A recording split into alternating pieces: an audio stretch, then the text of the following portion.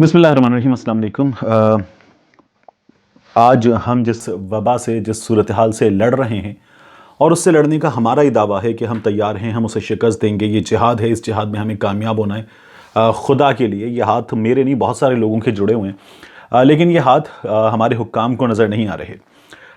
हमारे हुक्काम को अगर हमारे हाथ जुड़े हुए नज़र नहीं आ रहे, ये डिमांड नज़र नहीं आ रही जो सिंध गवर्नमेंट कर रही है, बिलावल भुट्टो जरदारी कर रहे हैं, मुख्तलिफ एक्टिविस्ट कर रहे हैं, जर्नलिस्ट कर रहे हैं, हर शोबा ज़िंदगी से ताल्लुक़ रखने वाले अफराद कर रहे हैं, तो आप हमें मत सुने।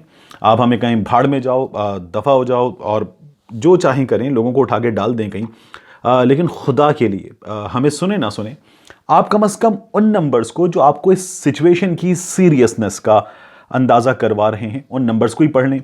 वज़ीर आज़म इमरान खान साहब बड़ा social media facts and figures, इन चीज़ों को बड़ा जानते हैं, इन पर रिएक्ट करते हैं। पीटीआई ने इससे पहले भी 10 बार किया है और ख़ास तौर पर जो सोशल मीडिया प्रेशर्स हैं उनको पीटीआई ने बहुत हमेशा रिस्पॉन्ड किया है।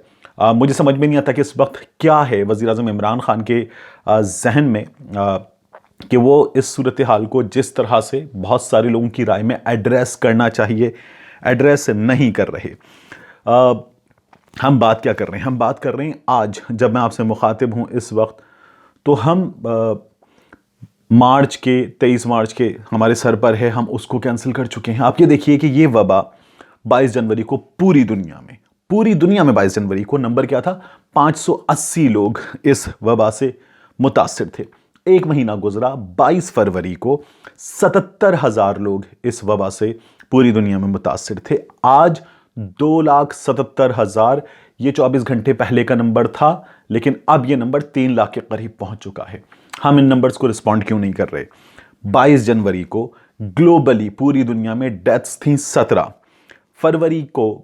22 फरवरी को ये डेथ्स जो हैं वो 2,247 हो गई। हम इन नंबर्स को रिस्पॉन्ड क्यों नहीं कर रहे? मार्च 20 को ये तादाद 11,153 थी। अब जब मैं आपसे मुखातिब हूँ तो ये तादाद 12,000 प्लस के करीब है। इटली चाइना से आगे गया है, सबसे ज़्यादा बुरी तरह से अफेक्ट हुआ है। और हम जैसा रवैया इटली का था, महीना पहले नॉन सीरियस थे और उन्हें लग रहा था कि कुछ होने नहीं जा रहा। इटली में अब तादाद, इटली के नंबर्स को तो ज़रूर रिस्पॉन्ड करना चाहिए।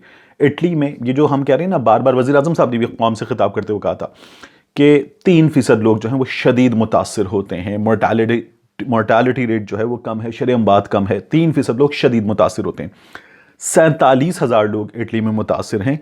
इटली में अमवात 4,800 से ऊपर हो चुकी हैं अगर लेटेस्ट फिगर्स के मुताबिक, तो ये 10% से ऊपर जा चुकी है बात। हम इन नंबर्स को रिस्पॉन्ड क्यों नहीं कर रहे? सिंध गवर्नमेंट को सब अप्रिशिएट कर रहे हैं। सिंध गवर्नमेंट लॉकडाउन की तरफ, मुकम्मल लॉकडाउन की तरफ जा रही है।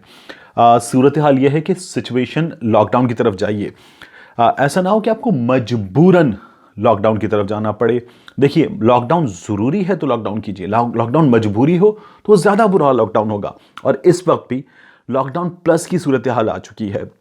आपको क्या नज़र नहीं आ रहा कि लोग मुख्तलिफ मकातिब फ़िक्र के उलमा ये कह रहे हैं कि कोरोना वायरस कुछ बिगाड़ नहीं सकता, वो लोगों को बुला रहे हैं। आप ऐसे लोगों को कैसे आज़ादी दे सकते हैं इस तरह से लोगों को इनवाइट करने की?